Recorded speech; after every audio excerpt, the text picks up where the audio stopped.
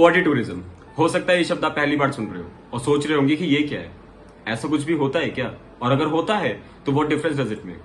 हाल ही में ट्विटर पे एक स्क्रीनशॉट बहुत वायरल हुआ। TripAdvisor, a travel and a hotel booking website, face criticism online after one of its tours went viral. The advertisement was shared by a journalist about the new Delhi slum walking tour, priced rupees 1800. The tour has been accused of capitalizing on the poor and their lifestyles for monetary benefits. फिर इस screenshot ने लोगों का ध्यान अपनी तरफ खींचा और तरह तरह के comments.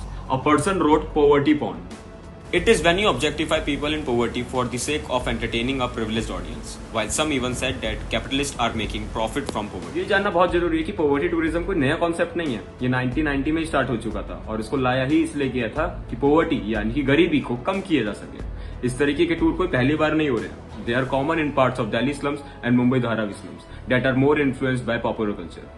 Tourists are interested in seeing the poor's lives. In fact, 2019 में Dharavi had more visitors than Taj Mahal. अच्छा ये तो ठीक है, पर ये पॉवर्टी टूरिज्म किया क्यों जा रहा है?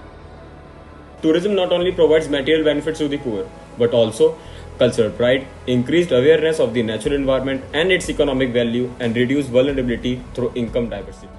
लोग आते हैं और स्लम एरिया विजिट करते हैं, एनजीओज आते हैं जो रिसर्च करते हैं और लोगों को उनके राइट्स एंड रेगुलेशंस के बारे में नॉलेज देते हैं और सजेस्ट करते हैं कि there are some NGOs which can help them to bring change in their life. अब ये ठीक है, अब सवाल आता है कि क्या ये पॉवर्टी टूरिज्म लीगल है?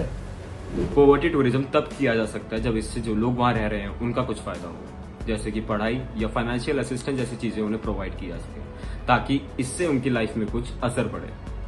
पॉवर्टी टूरिज्म से लोग ये समझ सकते हैं कि आप कितने ही गरीब क्यों ना हो, लेकिन हर जगह लोग एक जैसे ही हैं. पॉवर्टी टूरिज्म मदद करता है गरीबी को और अच्छे से समझने के लिए कि ये क्या है, और जो लोग वहाँ रह रहे हैं उनके विचार और लोगों तक लेके जाता है.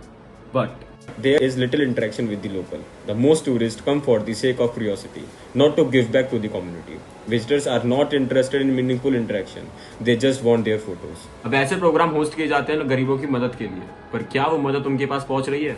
ये वेरीफाई करना बहुत जरूरी है, और ये जानना भी जरूरी है कि जो स्लम टूर ऑर्गेनाइज हो रहा है वो किसी कम्युनिटी के साथ टाई अप है या नहीं, क्योंकि ऐसे स्लम टूर की जो भी इनकम निकलती है उसका 80% शेयर किया जाता है उनके साथ जो लोग वहाँ स्लम एरिया में रह रहे हैं. Such tours can be interesting and beneficial to people who are still poor, but only if they do not cause them mental distress and provide them with the items promised to them at the outset. So, what is your approach towards this? Don't forget to share your views in the comment section below.